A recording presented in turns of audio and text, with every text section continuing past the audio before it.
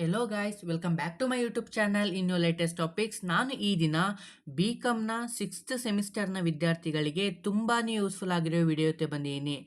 ಈ ದಿನ income tax law and practice ಇದು ಪಾರ್ಟ್ 2.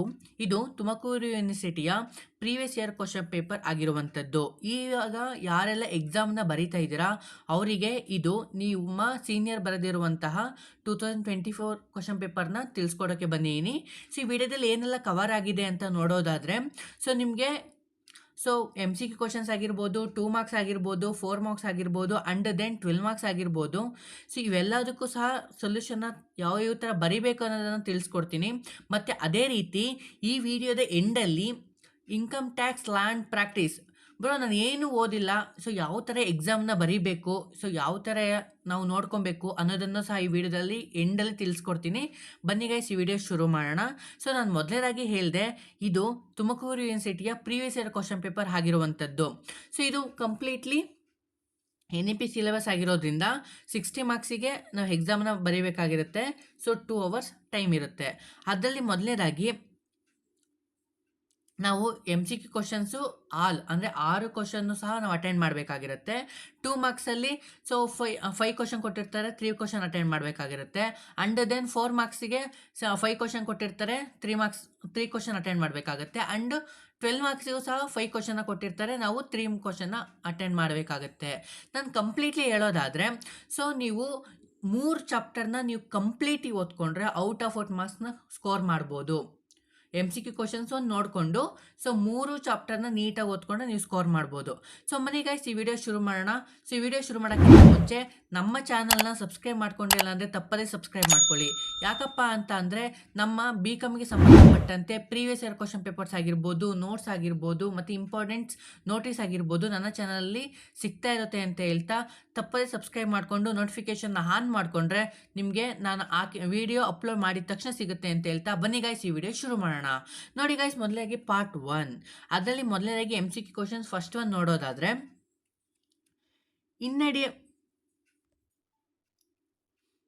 ನೋಡ್ಕೊಳ್ಳಿ, ಇನ್ಅಡ್ಮಿಸಬಲ್ ಎಕ್ಸ್ಪೆನ್ಸಸ್ ಮೀನ್ಸ್ ಅಂದರೆ ಅಂಗೀಕಾರಾರ್ಹವಲ್ಲದ ಖರ್ಚುಗಳು ಎಂದರೆ. ಅದಕ್ಕೆ ಆಪ್ಷನ್ ಕೊಟ್ಟಿದ್ದಾರೆ ನೋಡಿ, expenses allowed as per IT act. Next option 2 business expenses. Option 3 expenses not allowed as per IT act. 4th option other expenses. ಅಂದರೆ ನೋಡಿ, inadmissible expenses ಅಂದರೆ ಏನು ಅಂತ ಕೇಳ್ತಾ ಇದ್ದಾನೆ. ಇದಕ್ಕೆ ಆನ್ಸರ್ ಬಂದ್ಬಿಟ್ಟು ಆಪ್ಷನ್ 3 ನೋಡಿ, expenses not allowed as per IT act. ಅಂದರೆ ಆದಾಯ ತೆರಿಗೆ ಕಾಯ್ದೆಯಡಿ ಸ್ವೀಕಾರಾರ್ಹವಲ್ಲದ ಅಥವಾ ಅನುಮತಿಸಲಾಗದ ಖರ್ಚುಗಳು. ಅಂದರೆ ಅವ್ರಿಗಿಂತ ಮುಚ್ಚುಮರೆಯಿಂದ ಮಾಡ್ತಾರಲ್ವ, ಅದನ್ನು ಇನ್ಅಡ್ಮಿಸಬಲ್ ಎಕ್ಸ್ಪೆನ್ಸಸ್ ಅಂತ ಕರಿತೀವಿ. ಇದು ಫಸ್ಟ್ ಕ್ವಶನ್. ಇನ್ನು ಸೆಕೆಂಡ್ ಕ್ವಶನ್ ನೋಡೋದಾದರೆ, which of the following is the tax free income. ಅಂದರೆ ಕೆಳಗಿನ ಯಾವುದು ತೆರಿಗೆ ಮುಕ್ತ ಆದಾಯವಾಗಿದೆ. ನೋಡಿ, first option income tax refund. Next option 2 Indian agriculture income. Option 3 bad debts recover but disallowed earlier. Next option 4 all of the above. ಇದಕ್ಕೆ answer ನೋಡೋದಾದರೆ Indian agriculture income ಅಂತ ಏನಿದೆಯಲ್ವಾ, ಇದು ನಮ್ಮ ಟ್ಯಾಕ್ಸ್ ಫ್ರೀ ಇನ್ಕಮ್ ಅಂತ ಹೇಳ್ಬೋದು. ಅಂದರೆ ಭಾರತದಲ್ಲಿನ ಕೃಷಿ ವರಮಾನ. ಅಂದರೆ ನಾವು ಅಗ್ರಿಕಲ್ಚರಲ್ಲಿ 1 ಕೋಟಿ ತೊಗೊಂಡ್ರೂ ಸಹ ನಮಗೆ ಯಾವುದೇ ರೀತಿಯ ಟ್ಯಾಕ್ಸು ಅಪ್ಲಿಕಬಲ್ ಆಗೋದಿಲ್ಲ. ಇನ್ನು ನೆಕ್ಸ್ಟ್ ಕ್ವಶನ್ ನೋಡೋದಾದರೆ ನೋಡಿ, cost of improvement made before 1/4/2001 is treated as. ಅಂದರೆ 1/4/2021ಕ್ಕಿಂತ ಮೊದಲು ಮಾಡಿದ ಸುಧಾರಣೆಯ ವೆಚ್ಚವನ್ನು ಹೀಗೆ ಪರಿಗಣಿಸಲಾಗುತ್ತದೆ. ನೋಡಿ, ಆಪ್ಷನ್ ಕೊಟ್ಟಿದ್ದಾನೆ, deducted in the form indirected cost improvement ಅಂತ. Next second option fully ignored. Third option added to index cost acquisitions. Option 4 deducted in net sales considerations. ಇದಕ್ಕೆ ಆನ್ಸರ್ ನೋಡೋದಾದರೆ ಆಪ್ಷನ್ 3 ಅಂದರೆ added to indirect tax of acquisitions. ಅಂದರೆ ಸ್ವಾಧೀನತೆಯ ಸೂಚ್ಯಂಕ ವೆಚ್ಚಕ್ಕೆ ಸೇರಿಸಲಾಗುವುದು, ಅದಕ್ಕೆ answer ಆಗಿರುತ್ತೆ. ಓಕೆನಾ. ಇನ್ನು ನೆಕ್ಸ್ಟ್ ಕ್ವಶನ್ ನೋಡೋದಾದರೆ ನೋಡಿ, gift received from father is. ಅಂದರೆ ತಂದೆಯಿಂದ ಸ್ವೀಕರಿಸಿದ ಉಡುಗೊರೆಗಳು. ಅದಕ್ಕೆ ಕೆಲವೊಂದು ಅಡ್ಜಸ್ಟ್ಮೆಂಟ್ ನೋಡಿ. First option fully taxable. Second option fully exempted, third option exempted up to 50,000, ನಾಲ್ಕನೇ ಆಪ್ಷನ್ ಅಪ್ ಟು 50,000 50% ಎಕ್ಸಮ್ಟ್. ಅಂದರೆ ತಂದೆಯಿಂದ ಸ್ವೀಕಾರವಾಗಿರೋದು. ಸೊ ಇಲ್ಲಿ ನೀವು ನೋಡ್ಬೋದು ಆನ್ಸರ್ ಬಂದ್ಬಿಟ್ಟು ಫುಲ್ಲಿ ಎಕ್ಸಮ್ಟ್ ಆಗುತ್ತೆ. ಓಕೆನಾ? ಯಾಕಪ್ಪ ಸಾರಿ ನೋಡಿ, ಯಾಕಪ್ಪ ಎಕ್ಸಮ್ಟ್ ಆಗುತ್ತೆ ಅಂತ ನೋಡೋದಾದರೆ, ಸೊ ನಮ್ಮ ಈಗ ಒಂದು ಅಂದರೆ IT ಆ್ಯಕ್ಟ್ ಪ್ರಕಾರ ನಮ್ಮ ಫ್ರೆಂಡ್ಸು 50,000ವರೆಗೂ ಅಂದರೆ 49,999 ರೂಪಾಯಿ ಕೊಟ್ಟರು ನಮಗೆ ಯಾವುದೇ ರೀತಿಯ ಟ್ಯಾಕ್ಸ್ ಅಪ್ಲಿಕಬಲ್ ಆಗೋದಿಲ್ಲ. ಅದೇ ರೀತಿ 50,000ಗೂ ನಮಗೆ ಏನಾದರೂ ಪ್ರೈಸ್ ಕೊಟ್ಟಿದ್ದಾರೆ ಅಥವಾ ಗಿಫ್ಟ್ ಕೊಟ್ಟಿದ್ದಾರೆ ಅಂದರೆ ಅದು ನಮಗೆ ಟ್ಯಾಕ್ಸಬಲ್ ಆಗುತ್ತೆ. ಅಂದರೆ ನಮ್ಮ ವಂಶಾವಳಿಗಳು ಅಂತ ಹೇಳ್ತೀವಲ್ವಾ, ಅಂದರೆ ನಮ್ಮ ತಂದೆ ಕಡೆಯಿಂದ ಆಗಿರ್ಬೋದು, ನಮ್ಮ ತಾಯಿ ಕಡೆಯಿಂದ ಆಗಿರ್ಬೋದು, ನೆಂಟ್ರಿಷ್ಟು ಅಂತ ಕರಿತೀವಲ್ವಾ, ನಮ್ಮ ತಂದೆ ಸಹ ನಮಗೆ ಬಂಧು ಅಲ್ವಾ. ಸೊ ಆದ್ದರಿಂದ ಇವರು ಯಾವುದೇ ರೀತಿಯ ಗಿಫ್ಟು ನಮಗೆ 1 ಕೋಟಿ ಕೊಟ್ಟರು ಸಹ ನಮಗೆ ಅದು ಎಕ್ಸಮ್ಟೆಡ್ ಆಗಿರುತ್ತೆ. ಓಕೆನಾ? ಇನ್ನು ನೆಕ್ಸ್ಟ್ ಕ್ವಶನ್ನು ನೋಡಿ. ಸೊ ಈ children tuitions fees paid qualifying for deductions under section. ಅಂದರೆ ನೋಡಿ, ಮಕ್ಕಳ ಬೋಧನಾ ಶುಲ್ಕ ಕಟಾಯಿಸಲು ಅರ್ಹವಾಗುವ ನಿಯಮ. ಅಂದರೆ ನಮಗೆ ಇಲ್ಲಿ ನೋಡಿ, ನಮಗೆ ಇಲ್ಲಿ ಇನ್ಕಮ್ ಫ್ರಮ್ ಅದರ್ ಸೋರ್ಸಸ್ ಅಂತ ಅಂದರೆ ಕ್ಯಾಪಿಟಲ್ ಗೇನ್ ಬರುತ್ತಲ್ವಾ. ಸೊ ಅಲ್ಲಿ ಇದನ್ನೆಲ್ಲ ಅಂದರೆ set of the carry forward losses and assessment of individual deductions ಅಂತ ಬರುತ್ತಲ್ವ, ಅದರಲ್ಲಿ ಇದು ಬರುತ್ತೆ. ಅದರಲ್ಲಿ ಆಪ್ಷನ್ ಕೊಟ್ಟಿದ್ದಾರೆ ನೋಡಿ, 80 CCC, next option 2 80 CCD, option 3 80 CCG, option 4 80C. ಇದಕ್ಕೆ ಆಪ್ಷನ್ ನೋಡೋದಾದರೆ, ಸೊ ಇದಕ್ಕೆ ಆನ್ಸರ್ ಬಂದುಬಿಟ್ಟು 80C ಇದಕ್ಕೆ ಆನ್ಸರ್ ಆಗಿರುತ್ತೆ. ಅಂದರೆ ಚಿಲ್ಡ್ರನ್ ಟ್ಯೂಷನ್ ಫೀಸ್ ಬರುತ್ತಲ್ಲ, ಇದು 80C ಇದಕ್ಕೆ ಆನ್ಸರ್ ಆಗಿರುತ್ತೆ. ಸೊ ನೆಕ್ಸ್ಟು ಎಕ್ಸ್ಪ್ಯಾಂಡ್ CBDT, ಅದಕ್ಕೆ ಆಪ್ಷನ್ ಕೊಟ್ಟಿದ್ದಾರೆ ನೋಡಿ. ಅಂದರೆ CBDTಯನ್ನು ವಿಸ್ತರಿಸಿ ಅಂತ ಕೇಳಿದ್ದಾರೆ ಅಷ್ಟೇ ನೋಡಿ. First option central board of direct taxes, next second option central bureau of direct taxes, next option 3 central branch of direct taxes, option 4 civil board of direct taxes. So ಇದಕ್ಕೆ ಆನ್ಸರ್ ನೋಡೋದಾದರೆ ಸೆಂಟ್ರಲ್ ಬೋರ್ಡ್ ಡೈರೆಕ್ಟ್ ಟ್ಯಾಕ್ಸ್. ಓಕೆನಾ? Central board direct tax ಇದಕ್ಕೆ answer ಆಗಿರುವಂಥದ್ದು. ಓಕೆನಾ? So ಇಷ್ಟು ಏನಿದೆಯಲ್ಲ, ಸಾರಿ 6 ಸಹ ನಮಗೆ ತುಂಬಾ ಮೋಸ್ಟ್ ಇಂಪಾರ್ಟೆಂಟು MCQ ಕ್ವಶನ್ಸು. ಮತ್ತು ಯಾವುದೇ ರೀತಿ ನೆಗ್ಲೆಕ್ಟ್ ಮಾಡೋಕ್ಕೆ ಹೋಗ್ಬಿಡಿ. 2 ಮಾರ್ಕ್ಸು, 4 ಮಾರ್ಕ್ಸು, 12 ಮಾರ್ಕ್ಸ್ ಎಲ್ಲ ತುಂಬ ಇಂಪಾರ್ಟೆಂಟು. ಸೊ ಕೊನೆವರೆಗೂ ನೋಡಿ. ಮತ್ತು ಕೊನೆಯಲ್ಲಿ ನಾನು ಇಂಪಾರ್ಟೆನ್ಸ್ ಕ್ವಶನ್ಸ್ಗಳ್ನ ಹೇಳ್ತೀನಿ, ಅವನು ಸಹ ನೀವು ನೋಟ್ ಔಟ್ ಮಾಡ್ಕೊಬೋದು. ಸೊ ನಿಮಗೆ ಸೆಕೆಂಡ್ ಪಾರ್ಟಿಗೆ ಬಂದರೆ 2 ಮಾರ್ಕ್ಸಿಗೆ 5 ಕ್ವಶನ್ನ ಕೊಟ್ಟಿರ್ತಾರೆ. ನಾವು 3 ಕ್ವಶನ್ ಅಟೆಂಡ್ ಮಾಡಬೇಕು. ಸೊ ಕಂಪ್ಲೀಟ್ಲಿ ನೋಡ್ಕೊಳ್ಳಿ. ಫಸ್ಟ್ ಕ್ವಶನ್ 2 ಮಾರ್ಕ್ಸಿಗೆ, what do you mean by block of assets? ಅಂದರೆ ಆಸ್ತಿಗಳ ಗುಂಪಿನ ಅರ್ಥವೇನು? ಓಕೆನಾ? ಸೊ ಇದು ಮೀನಿಂಗ್ನ ನೀವು ಇಲ್ಲಿ ಬರೀಬೇಕಾಗತ್ತೆ. ನೆಕ್ಸ್ಟ್ ಡಿಫೈನ್ ಪ್ರೊಫೆಷನ್, ಅಂದರೆ ವೃತ್ತಿಯನ್ನು ವ್ಯಾಖ್ಯಾನಿಸಿ ಅಂತ ಕೇಳಿದ್ದಾನೆ. ಓಕೆ, ನೀವು ಇಲ್ಲಿ ಸಹ 2 ಮಾರ್ಕ್ಸ್ ಡೆಫಿನೇಷನ್ ನೀವು ಬರೋದ್ರೆ ಸಾಕಾಗುತ್ತೆ. ಸೊ ಇಲ್ಲೇನು ಕೇಳಿದ್ದಾನೆ ನೋಡಿ, ಇದು 2 ಮಾರ್ಕ್ಸಿಗೆ ಕೇಳಿರೋದು ನೋಡಿ. So Shrimati Lakshmi purchased A residential house on 15/4/2004 for 20 lakh. She spent 5 lakh for the adding first floor in 15/12/2015. On 15/3/2023, she sold this house for 93 lakh. Compute indexed cost of acquisition for the assessment year 2023-24. ಇಲ್ಲಿ ಎಲ್ಲ ನಮ್ಮ assessment ಇಯರ್ದು ಕೋಡ್ನ ಕೊಟ್ಟಿದ್ದಾನೆ, ಅದು ನೀವು ಇಲ್ಲಿ ಮಾಡ್ಕೊಬೋದು. ಇಲ್ಲಿ ಏನಪ್ಪ ಅಂತ ಅಂದರೆ, ಸೊ ಅವನು ಒಂದು ರೆಸಿಡೆನ್ಷಿಯಲ್ ಹೌಸ್ನ ಪರ್ಚೇಸ್ ಮಾಡಿದ್ದಾನೆ, ಅದ್ರ ಮೇಲೆ ಸ್ಪೆಂಟ್ನ ಮಾಡಿದ್ದಾನೆ, ಆಮೇಲೆ ಅವನು ಸೇಲ್ನ ಮಾಡಿದ್ದಾನೆ. ಅವಕ್ಕೆಲ್ಲನೂ ಸಹ ನಾವು ಕಾಸ್ಟ್ ಆಫ್ ಆಕ್ವಿಸಿಷನ್ನ ನಾವಿಲ್ಲಿ ಕಂಪ್ಯೂಟ್ನ ಮಾಡಬೇಕಾಗತ್ತೆ. ಸೊ ಇದನ್ನು ಸಹ ನಾವು 2 ಮಾರ್ಕ್ಸಿಗೆ ಆರಾಮಾಗಿ, ಸೊ ನೀಟಾಗಿ ನಮಗೆ ಫಾರ್ಮೆಟ್ ಗೊತ್ತಿದೆ, ಆರಾಮಾಗಿ ಕ್ವಾಲಿಫೈ ಮಾಡ್ಕೊಬೋದು. ಇನ್ನು ನೆಕ್ಸ್ಟ್ ಕ್ವಶನ್ ನೋಡೋದಾದರೆ, give the meaning of composite rent, ಅಂದರೆ ಸಂಯೋಜಿತ ಬಾಡಿಗೆಯ ಅರ್ಥವನ್ನು ನೀಡಿ. ಸೊ ಅದನ್ನ ಮೀನಿಂಗ್ನ ನೀವು ಇಲ್ಲಿ ಬರೋದ್ರೆ ಸಾಕಾಗುತ್ತೆ. Next mention any 4 types of assessment, ಅಂದರೆ ಯಾವುದಾದರೂ 4 ರೀತಿಯ ಮೌಲ್ಯಮಾಪನಗಳನ್ನು ನಮೂದಿಸಿ. ಅಂದರೆ ಇಲ್ಲಿ ಟ್ಯಾಕ್ಸ್ನ ನಾವು ಅಸೆಸ್ಮೆಂಟ್ನ ಮಾಡೋಕ್ಕೆ ಹೋಗ್ತೀವಲ್ಲ, ಅದ್ರ ಟೈಪ್ಸ್ನ ನೀವು ಇಲ್ಲಿ ಮೆನ್ಷನ್ ಮಾಡಿದ್ರೆ ಸಾಕು. 4ನೇ ಕೇಳಿದ್ದಾನೆ, ನೀವು 6ನೇ ಮೆನ್ಷನ್ ಮಾಡಿ ಒಳ್ಳೆ ಗುಡ್ ಸ್ಕೋರ್ ಆಗುತ್ತೆ. ಸೊ ಇದು ನಮಗೆ 2 ಮಾರ್ಕ್ಸಿಗೆ ಆಯಿತು. ಇನ್ನು ಅದೇ ರೀತಿ 4 ಮಾರ್ಕ್ಸಿಗೆ ಅಂತ ನೋಡೋದಾದರೆ ಏನೆಲ್ಲ ಕೇಳಿದ್ದಾನೆ, ಯಾವೆಲ್ಲ ಇಂಪಾರ್ಟೆಂಟು, ಈ ಪೇಪರಲ್ಲಿ ಬಂದಿರುವ ಒಂದೊಂದು ಕ್ವಶನ್ಸು ಸಹ ಒಂದೊಂದು ಚಾಪ್ಟರಿಂದ ವೆರಿ ಇಂಪಾರ್ಟೆಂಟ್, ಯಾವುದೇ ರೀತಿ ಸ್ಕಿಪ್ ಮಾಡೋಕ್ಕೆ ಹೋಗ್ಬಿಡಿ. ಸೊ ಇಲ್ಲೇನಪ್ಪ ಕೇಳಿದ್ದಾನೆ 4 ಮಾರ್ಕ್ಸಿಗೆ ಫಸ್ಟ್ನೇ ಕ್ವಶನ್ ನೋಡೋದಾದರೆ ನೋಡಿ, so mister Sanjeevaraya sole trade prepared profit and loss account for the year ending 31/3/2023. ಇಲ್ಲಿ ನಮಗೆ ಪರ್ಟಿಕ್ಯುಲರ್ ಪರ್ಟಿಕ್ಯುಲರ್ ಅಂತ ಕೊಟ್ಟಿದ್ದಾನೆ. ಅಂದರೆ computer purchased, so household expenses, staff salaries, donations, provision for tax, raw materials, office expenses, depreciation ಇದು allowed ಆಗಿದೆ. ಇದು ಸಹ ಅಡ್ಜಸ್ಟ್ಮೆಂಟಿಗೆ ಇಂಪ್ಲೈಡ್ ಆಗುತ್ತೆ. ನೆಕ್ಸ್ಟ್ ಟು ನೆಟ್ ಪ್ರಾಫಿಟ್ಟು, ಈ ಕಡೆ ನಮಗೆ ಪ್ರಾಫಿಟ್ನ ಕೊಟ್ಟಿದ್ದಾನೆ. Gross profit, interest and securities, casual incomes. So ಈ ಕಡೆ ಒಂದು ಇನ್ಕಮ್ಮು, ಈ ಕಡೆ ಎಕ್ಸ್ಪೆನ್ಸಸ್ಸು. ಇದನ್ನ ಏನು ಮಾಡೋಕ್ಕಪ್ಪ ಕೇಳಿದ್ದಾನೆ ಅಂದರೆ compute taxable income from business for assessment year 2023-24. So ಇದು ನಮಗೆ ಇನ್ಕಮ್ ಫ್ರಮ್ ಬಿಸ್ನೆಸ್ಸಲ್ಲಿ ಒಂದು ಫಾರ್ಮೆಟ್ ಬರುತ್ತಲ್ವ, ಆ ಫಾರ್ಮೆಟ್ನ ಪ್ರಕಾರ ನೀವು ಮಾಡ್ಕೊತ ಹೋದರೆ ತುಂಬಾ ಈಸಿ ಆಗುತ್ತೆ. ಸೊ ಇಲ್ಲಿ ಇನ್ಕಮ್ ಫ್ರಮ್ ಬಿಸ್ನೆಸ್ 4 ಮಾರ್ಕ್ಸಿಗೂ ಸಹ ಕೇಳ್ತಾನೆ, 12 ಮಾರ್ಕ್ಸಿಗೂ ಸಹ ಕೇಳ್ತಾನೆ. Very very important. ಇನ್ನು ನೆಕ್ಸ್ಟ್ ಕ್ವಶನ್ ನೋಡೋದಾದರೆ, ಸೊ ಇಲ್ಲೇನಪ್ಪ ಕೇಳಿದ್ದಾನೆ ಅಂತ ನೋಡೋದಾದರೆ, mister Dinesh as a tax consultant furnish the following information for the financial year 2022-23. Compute taxable income from professions for assessment year 2023-24. ಅಲ್ಲಿ ಇನ್ಕಮ್ ಫ್ರಮ್ ಬಿಸ್ನೆಸ್ ಕೇಳಿದ, ಬಟ್ ಇಲ್ಲಿ income from ಪ್ರೊಫೆಷನ್ನ ಕೇಳ್ತಿದ್ದಾನೆ. ಓಕೆನಾ? ಇಲ್ಲಿ ಏನೇನು ಕೇಳಿದ್ದಾನೆ? ಸೊ ರೆಸಿಪ್ಟ್ ಮತ್ತು ಎಕ್ಸ್ಪೆನ್ಸಸ್ಸು ಸೇಮ್ನ ಕೇಳಿದ್ದಾನೆ. ಅಲ್ಲಿ ಹಾರಿಜಾಂಟಲ್ ಕೇಳಿದೆ, ಇಲ್ಲಿ ವರ್ಟಿಕಲಾಗಿ ಕೇಳಿದ್ದಾನೆ ಅಷ್ಟೇ. ನೋಡಿ ಏನೆಲ್ಲ ರೆಸಿಪ್ಟ್ ಅಂದರೆ ಆಗಿದೆ ಅಂತ ಅಂದರೆ ಆಡಿಟ್ ಫೀಸಿಗೆ ತೊಗೊಂಡಿದ್ದಾನೆ, attribution fees, gift of client, next gain from accountancy work, dividend from Tata company, casual incomes, Indian agriculture income 75,000. Okay, ಈ ಥರ ಎಲ್ಲ ಕೇಳಿದ್ದಾನೆ ರೆಸಿಪ್ಟ್. ಅವೆಲ್ಲ ನಮಗೆ ಇನ್ಕಮ್ಮು. ಯಾವೆಲ್ಲ ಎಕ್ಸ್ಪೆನ್ಸಸ್ ಆಗಿದ್ದಾವೆ? ಕಾರ್ ಎಕ್ಸ್ಪೆನ್ಸಸ್ 30%, ಅಂದರೆ 30% ಪರ್ಸನಲ್ ಆದರೆ ಇನ್ನು 70% ಬಿಸ್ನೆಸ್ಸಿಗೆ ಹೋಗಿರುತ್ತೆ.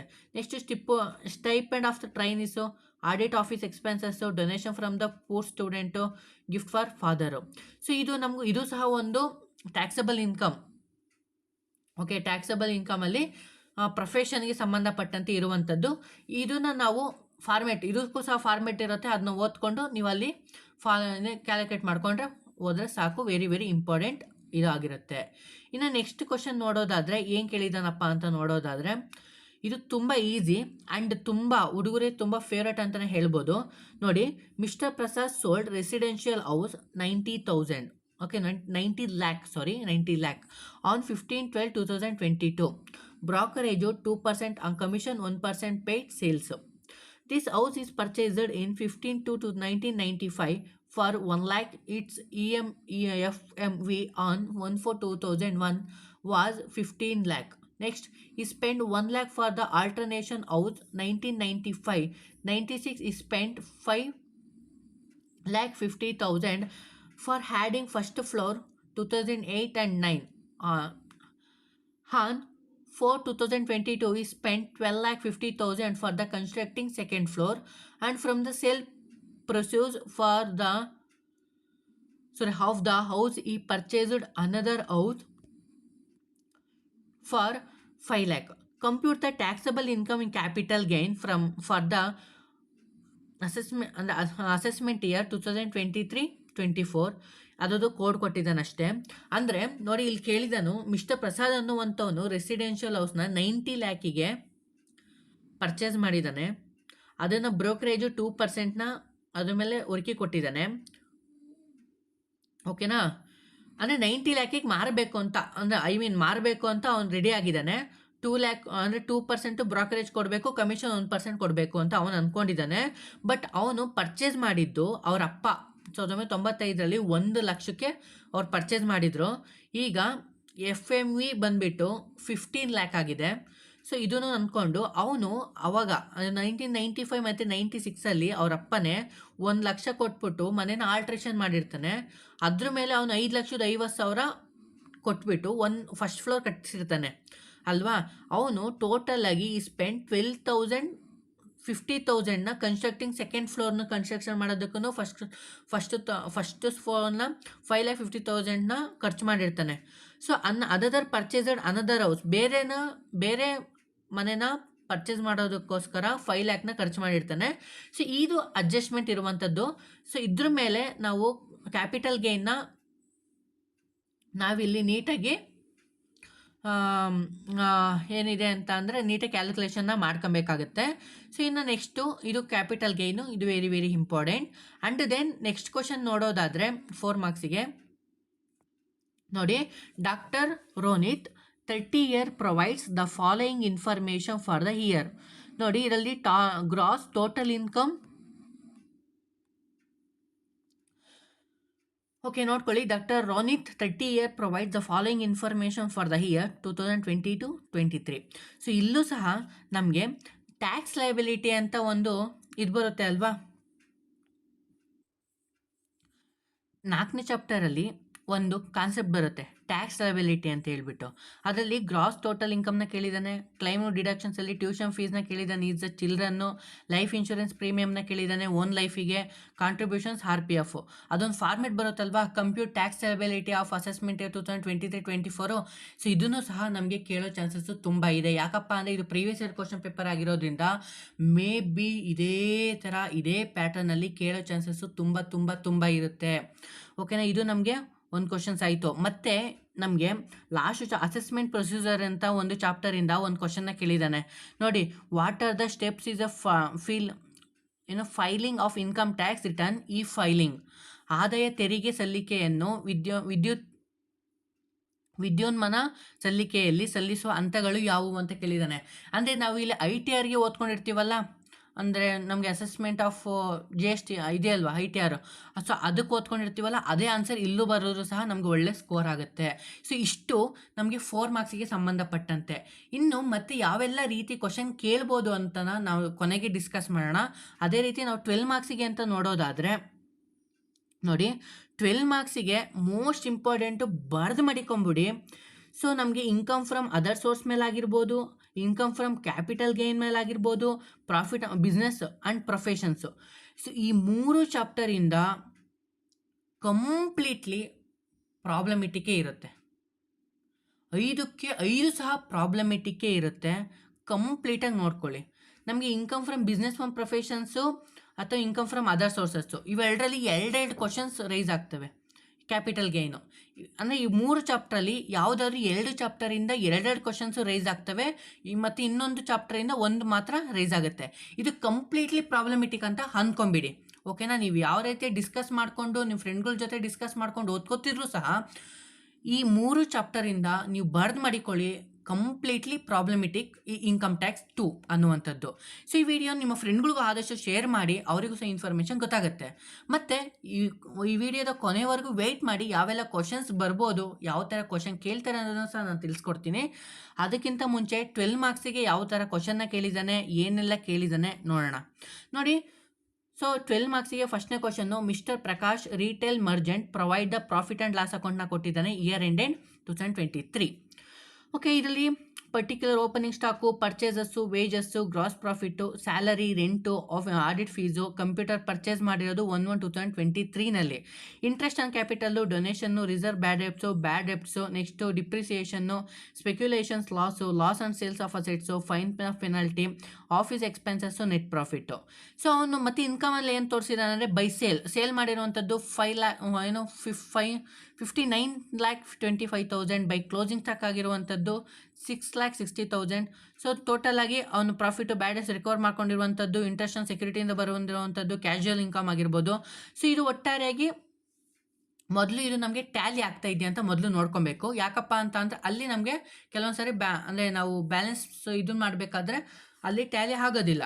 ಸೊ ಆದ್ದರಿಂದ ಇಲ್ಲಿ ಒಂದು ಸತಿ ಚೆಕ್ ಮಾಡಿಕೊಂಡು, ಅಂದರೆ ಅಲ್ಲಿ ಆ ಥರ ಮಿಸ್ಟೇಕ್ ಏನಾಗಿರೋದಿಲ್ಲ, ಕೆಲವೊಂದು ಸರಿ ಚೆಕ್ ಅವರೇ ಎಲ್ಲ ನೀಟಾಗಿ ಮಾಡಿಕೊಟ್ಟಿರ್ತಾರೆ. ಸೊ ಓಕೆನಾ, ಇದನ್ನ ಅದಕ್ಕೆ ಅಡ್ಜಸ್ಟ್ಮೆಂಟ್ನ ಕೇಳಿದ್ದಾನೆ. ಸೊ ಇದು ಒಟ್ಟಾರೆಯಾಗಿ ಹೇಳೋದಾದರೆ business, okay, income from business and professions ಬರುತ್ತಲ್ವ, ಇದು ಇನ್ಕಮ್ ಫ್ರಮ್ ಬಿಸ್ನೆಸ್ ಇದೆ.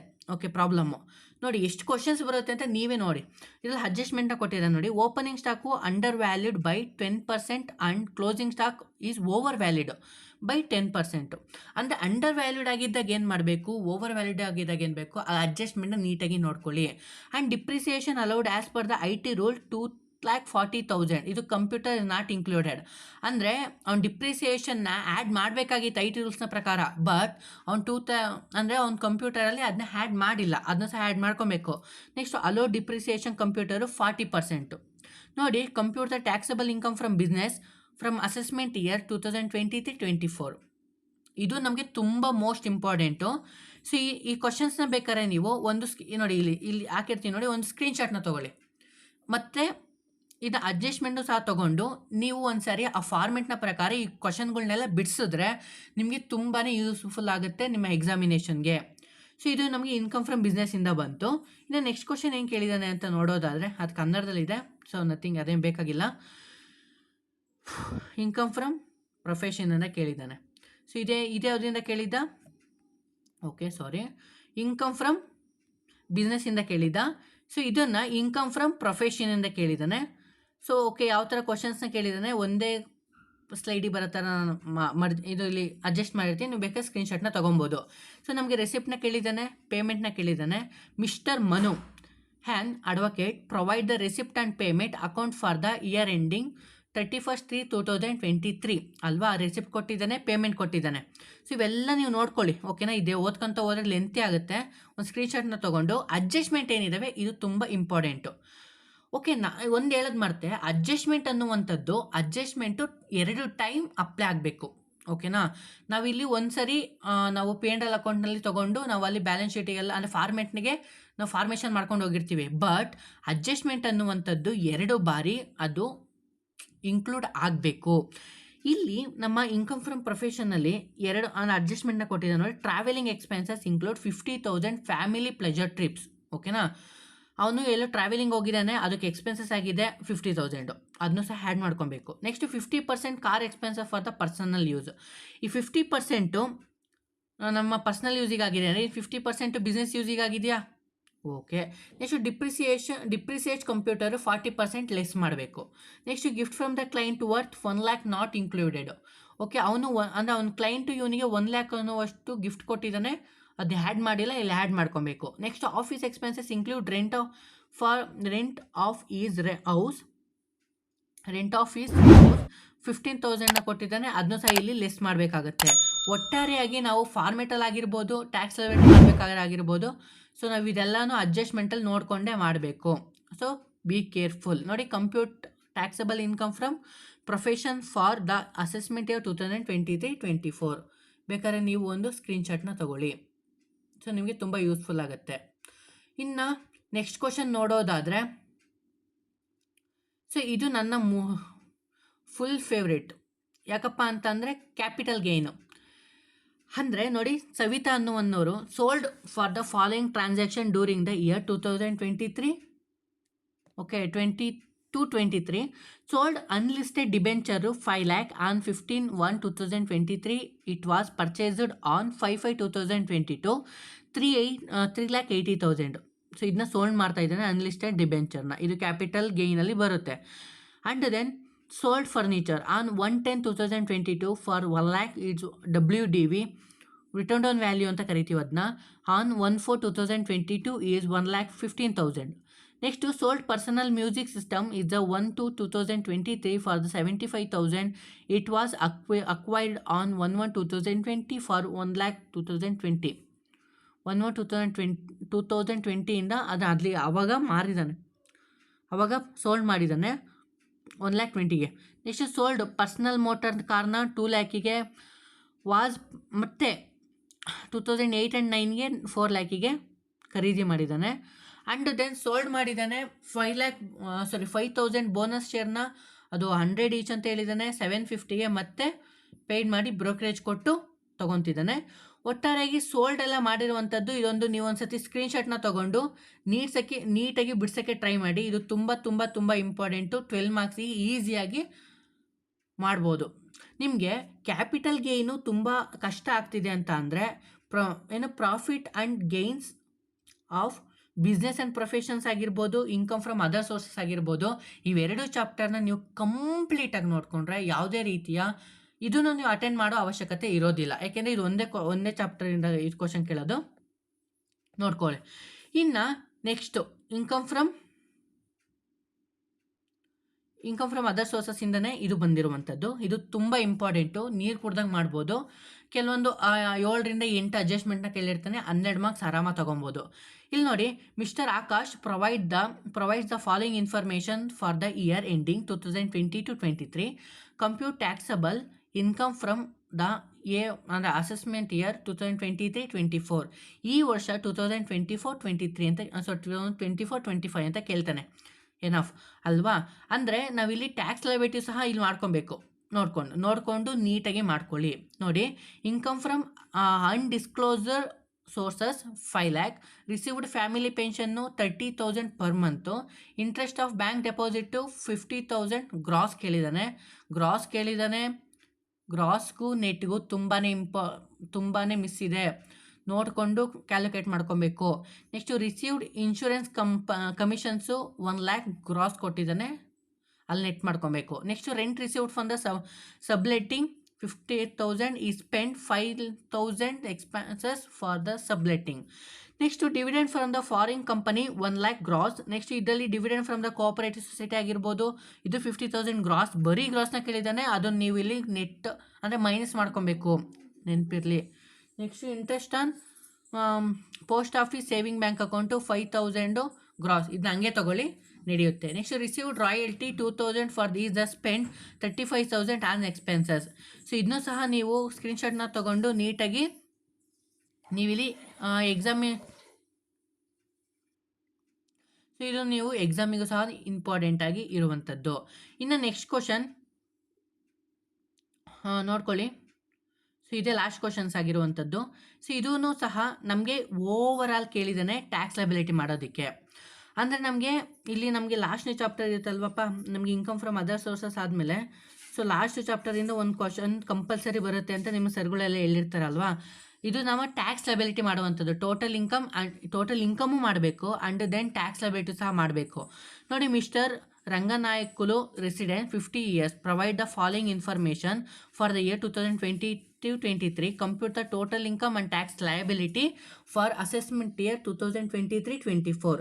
ಇದು ನಮಗೆ ಯಾವ ಚಾಪ್ಟರಿಂದ ಬಂದಿದೆ ಅಂತ ನೋಡೋದಾದರೆ, set off and carry forward of for losses and assessment of individuals and deductions. So ಆ ಚಾಪ್ಟರಿಂದ ಬಂದಿದೆ. ಅವನಿಗೆ 50 years. ಓಕೆನಾ, ಈಗ ಸ್ಕೇಲ್ ಚೇಂಜ್ ಆಗಿರ್ಬೋದು 2025 ಬಟ್ ನಮಗೆ ಅದೇ ಹಳೆ ಸ್ಕೇಲ್ ಇತ್ತಲ್ಲ ಅದ್ರ ಮೇಲೇ ಮಾಡ್ಕೋತಿದ್ದು ಇದನ್ನು.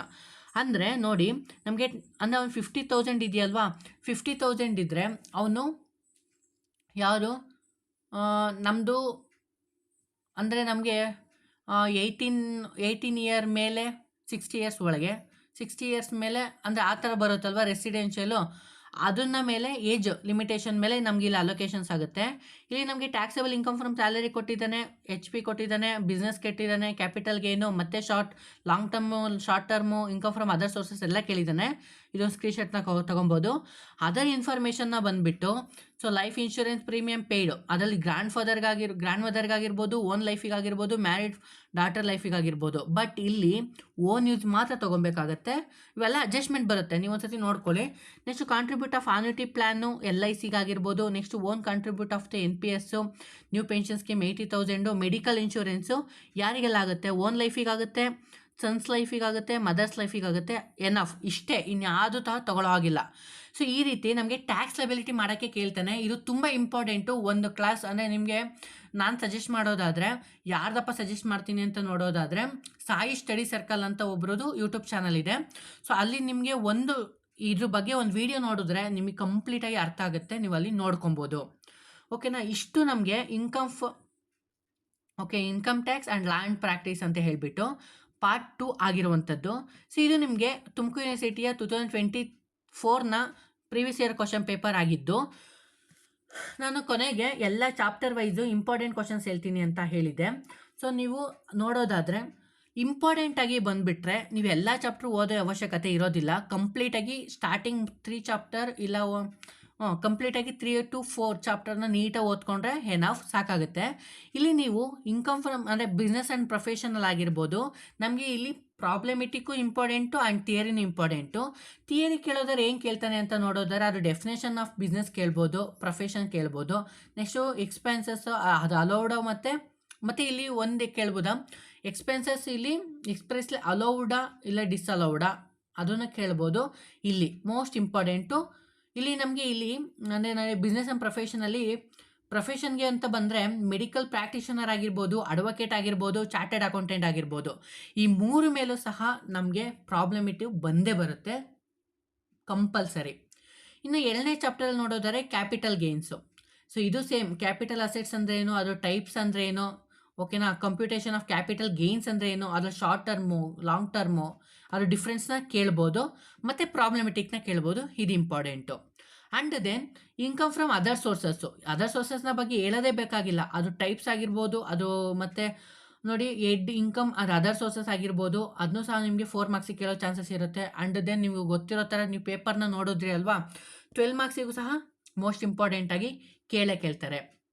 ಸೊ ಇನ್ನು ಈ ಥರ ಅಂದರೆ ನೀವು ಯಾವುದೇ ರೀತಿಯ ಅಂದರೆ ನೀವು ಯಾವ ಥರ ಓದ್ಕೊಬೋದು ಅಂತ ಅಂದರೆ ಕಂಪ್ಲೀಟಾಗಿ 2 ಮಾರ್ಕ್ಸಿಗೆ ಅದು ಡೆಫಿನೇಷನ್ಸು ಮೀನಿಂಗ್ನ ಓದ್ಕೊಬೋದು, ಟೈಪ್ಸ್ನ ಓದ್ಕೊಬೋದು, ಬೆನಿಫಿಟ್ಸ್ ಓದ್ಕೊಬೋದು, ಅಡ್ವಾಂಟೇಜಸ್ಸು ಡಿಸ್ಅಡ್ವಾಂಟೇಜಸ್ಸು, ಮತ್ತು ಒಂದು ಕ್ವಶನ್ನ ಕೇಳಿದ್ರು ಈ ಫೈಲಿಂಗ್ನ ಮಾಡೋದಕ್ಕೆ ಯಾವ ಥರ ಸ್ಟೆಪ್ಗಳನ್ನೆಲ್ಲ ನೀವು ಅಲೋಕೇಶನ್ನ ಮಾಡ್ಕೋತೀರಾ ಆ ಕ್ವಶನ್ನು ಕೇಳಿದ್ರು.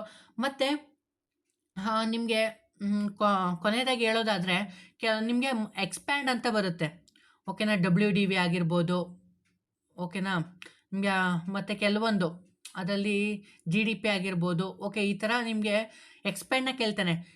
ಈ 5 ಚಾಪ್ಟರಲ್ಲಿ ನೋಡಿಬಿಟ್ಟು ಯಾವೆಲ್ಲ ಎಕ್ಸ್ಪ್ಯಾಂಡ್ನ ಕೇಳಿದ್ದಾನೆ ಅವನ್ನೆಲ್ಲ ಒಂದು ಕಡೆ ಬರ್ಕೊಳ್ಳಿ. ಇಲ್ಲ ಅಂತ ಅಂದರೆ ನಾನು ಈ ವಿಡಿಯೋದಲ್ಲಿ ಟ್ಯಾಗ್ ಮಾಡಿರ್ತೀನಿ, ಅಲ್ಲಿ ಹೋಗಿ ನೀಟಾಗಿ ನೋಡ್ಕೊಳ್ಳಿ. ನಿಮಗೆ ಎಲ್ಲನೂ ಸಹ ನಾನು ಎಕ್ಸ್ಪ್ಲೇನ್ ಮಾಡಿರೋದು ಒಂದು ಕಡೆ ಬರೆದಿಟ್ಟಿದ್ದೀನಿ, ಅದನ್ನು ನಿಮಗೂ ಸಹ ಸಿಗುತ್ತೆ ಅಂತ ಹೇಳ್ತಾ thank you guys, bye, see you. ಮತ್ತೊಂದು ವಿಡಿಯೋದಲ್ಲಿ ಸಿಗುವ. ನೆಕ್ಸ್ಟ್ ವಿಡಿಯೋದಲ್ಲಿ ITR ಆಗಿರ್ಬೋದು ಅಥವಾ ಮ್ಯಾನೇಜ್ಮೆಂಟ್ ಅಕೌಂಟಿಂಗ್ ಆಗಿರ್ಬೋದು, ಇವೆರಡು ಪೇಪರಲ್ಲಿ ಯಾವ್ದಾರ ಒಂದು ಸಾಲ್ವ್ ಮಾಡ್ತೀನಿ. So thank you guys, bye, see you. ಮತ್ತೊಂದು ವಿಡಿಯೋದಲ್ಲಿ ಸಿಗುವ.